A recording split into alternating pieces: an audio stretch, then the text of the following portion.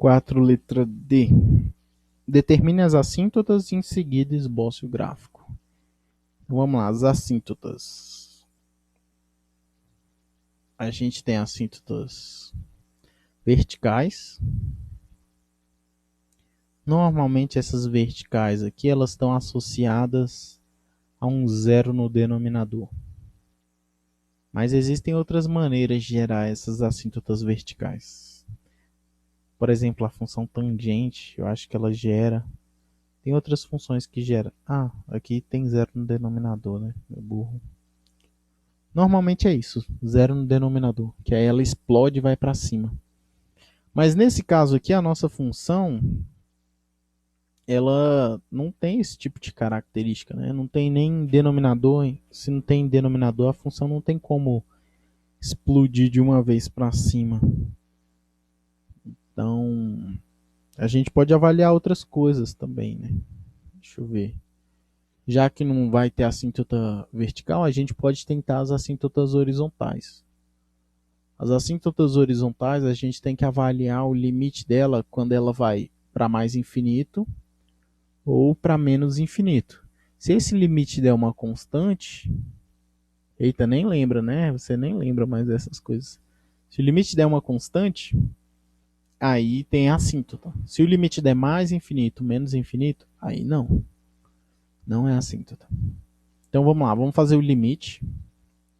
Aqui eu poderia ir para menos infinito, mas por causa daquele negócio lá do tempo, a gente vai considerar somente o limite quando o t vai para mais infinito.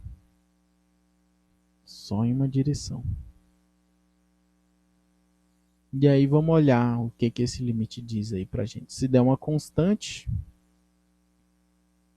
uma coisa boa pra gente, né? Tem uma assíntota. Vamos lá. Aqui vai ficar menos 3t vezes e elevado a menos 2t. Deixa eu pensar aqui. É melhor. Tá, vamos bater o olho aqui e pensar aqui um pouquinho.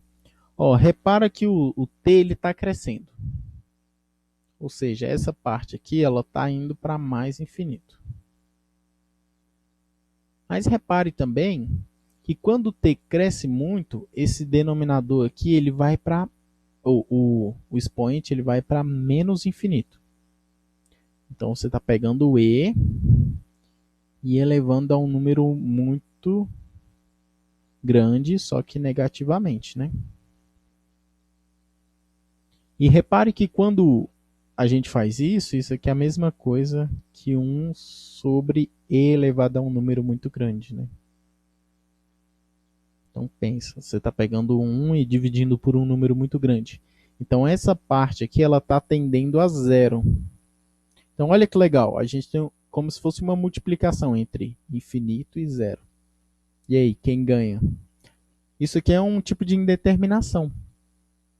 É uma indeterminação do tipo zero vezes infinito. E aí, para resolver esse tipo de indeterminação, uma das coisas que a gente pode fazer é ou passar esse para baixo ou passar esse para baixo. Eu prefiro passar esse para baixo. Então vamos lá. Passando para baixo, olha o que vai aparecer aqui. Vai aparecer limite quando t tende a zero de menos 3t dividido por e elevado a 2t. Agora olha que legal. Eu só passei para baixo, né? Quando a gente tem um expoente negativo, a gente pode transformar numa fração e mudar o sinal do expoente. Aqui é mais infinito. Oh, vacilando. Já ia reprovar. Já. Mas olha que legal. Agora, quando t tende a infinito, isso aqui, essa parte de cima, tende a menos infinito. Né? E essa parte de baixo tende a mais infinito. Então, a gente tem uma indeterminação do tipo menos infinito sobre infinito. Isso aqui te lembra alguma coisa? Infinito sobre infinito? Deveria lembrar, cara. A regra que a gente vai utilizar aqui é a regra de L'Hopital. É uma regra top, cara. Muito top. Principalmente nessa parte aqui. Ela diz que o limite... Ah, escrevi tudo cagado. Menos 3t elevado a 2t. Se eu tenho um limite de duas funções, do tipo infinito sobre infinito ou zero sobre zero, eu posso igualar o limite da derivada em cima dividido pela derivada embaixo. Derivada em cima é menos 3. E a derivada embaixo é e elevado a 2t vezes, pela regra da cadeia, 2. E aí as coisas mudam um pouquinho, né? Porque agora a gente tem uma constante em cima e embaixo a gente tem uma coisa tendendo a infinito. Então você tem uma constante dividido por uma coisa muito grande, uma coisa que tende ao infinito. Então isso aí você já viu, isso aqui é zero. E zero é um número? Sim, zero é um número. Como zero é um número, então a gente tem uma assíntota horizontal. Beleza? Então, y, lembrando como é que a gente faz as nomenclaturas, y igual a zero é a assíntota horizontal. As retas horizontais, elas sempre são y igual a uma constante, tá bom? As verticais, elas são do tipo x igual a alguma coisa, tá bom? Então vamos lá. A gente já sabe que vai ter uma assíntota, né? E aí vamos fazer o nosso querido desenho. Espero que dê certo. Como eu vou desconsiderar o eixo aqui, para cá, para cá. Eu não atravessei porque eu não estou considerando o tempo negativo, né? Então vamos lá, vou marcar aqui os pontos críticos e os pontos principais aqui que a gente encontrou. A gente achou um ponto de inflexão no 1 e achou um ponto crítico no meio, um meio, né? Então vou marcar aqui um meio, vou exagerar bastante, vou dar uma ampliada aqui para você enxergar melhor. E 1. Tá. Agora vamos olhar qual o comportamento da função entre 0 e meio. Entre 0 e meio, vamos olhar aqui o primeiro crescimento. Cadê o crescimento? Ok. Não. Porra.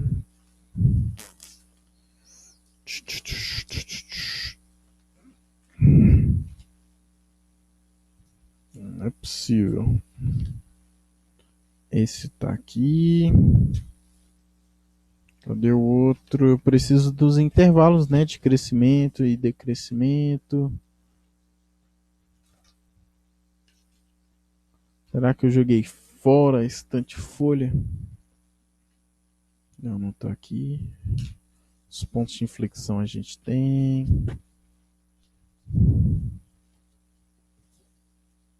Aqui, tá aqui, achei. Ponto crítico e os intervalos. A gente precisa disso. Então vamos lá. Ponto crítico é meio. Ponto de inflexão é 1. A gente marcou esses dois pontos. Agora vamos lá. De 0 até meio. De 0 até meio, a função é crescente. Deixa eu ver. De 0 a meio, ela é decrescente. Beleza. E de... aqui ela é côncava para cima. Decrescente côncava para cima. Eu sei que é mania minha, mas ó, eu gosto de marcar o primeiro ponto legal. Se você olhar aqui, a nossa função S de t, se você aplicar no lugar do t colocar 0, essa função dá 0. Então significa que ela começa aqui, né? É bacana marcar isso aí. Então vamos lá, daqui até aqui ela é decrescente, tá nesse intervalo, com concavidade para cima. Tá aqui nesse intervalo. Côncava para cima, tá aqui dentro. Então eu vou fazer aqui côncava para cima, decrescente. Então deve ser assim, mais ou menos.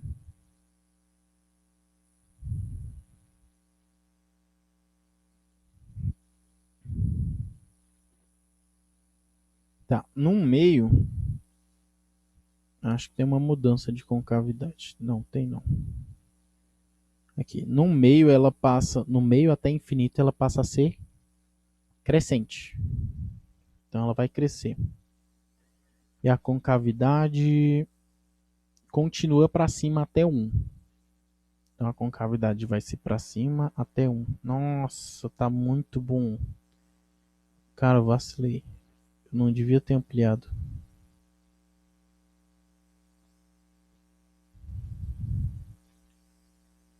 Beleza, crescente com concavidade para cima. Agora, do 1 para frente, deixa eu pegar aqui. Do 1 para frente ela vai continuar sendo crescente, que está aqui no intervalo. E a concavidade dela vai passar a ser para baixo. Tá aqui, ó. A concavidade vai passar a ser para baixo. E aí eu lembro a vocês que a gente calculou que ela vai ter uma assíntota horizontal aqui, no y igual a zero, que é essa reta aqui, a reta do eixo x, né? Então, eu tenho que me aproximar dela o máximo possível. Então, ela vai ser crescente com concavidade para baixo. Então, vai ser mais ou menos uma coisa assim, ó. Me aproximando o máximo possível. Então, tá aí. Eu acho que não ficou tão legal assim, não. Mas tá aí. Acho que era para ser uma coisa mais assim, ó. Deixa eu ver aqui.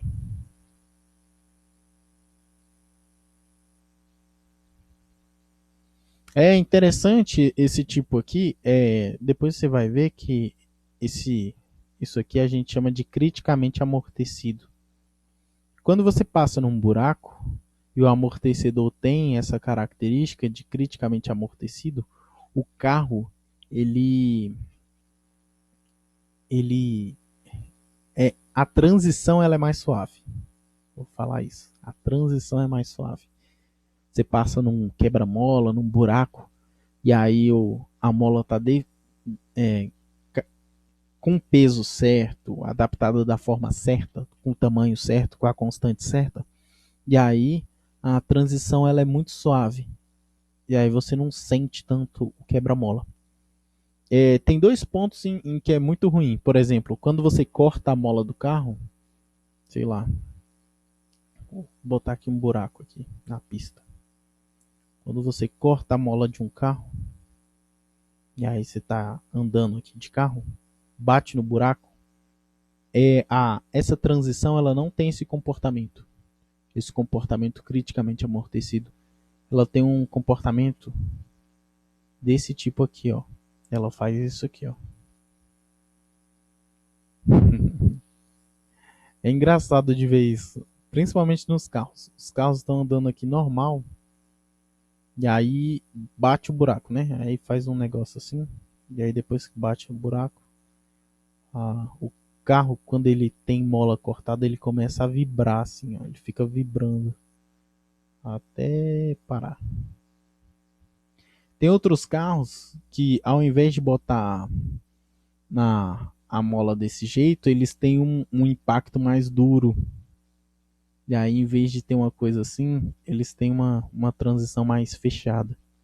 E aí o impacto vai todo para você. Então, assim, saber estruturar bem um carro e utilizar bem as técnicas para amortecer o melhor possível é uma coisa importante. Esse caso que ele botou aí é um caso muito bom, que é o caso criticamente amortecido. E aí, quando tem impactos, o impacto ele é transmitido de forma mais suave para dentro do carro. Ou sei lá, da van, do ônibus. Isso não tem naviplan. Valeu, valeu.